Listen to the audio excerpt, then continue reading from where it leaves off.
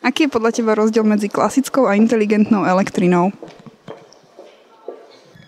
No, inteligentná elektrina, pod tým si predstavujem nejaký zložitejší systém. To nemôže byť elektrika. Jaký múdra. Neviem, inteligentná vie, kam má ísť? Normálna je normálna. No a múdra musí byť asi taká vedeckého razenia, alebo pokračovania, alebo nasledovania. Ako by si vedel doma vyrobiť elektrinu? Doma? Škrečka, napojím na ten kolotoč, vieš? No, jednoducho buď trafo, nejaké dynamo, nejaký pojenený, nejaký motorčík, roztačanie, proste úplne triviálnym spôsobom, ozaj nejaké roztačanie nejakého kolesa. Sú všelijakí čudáci, čo špekulujú nad tým.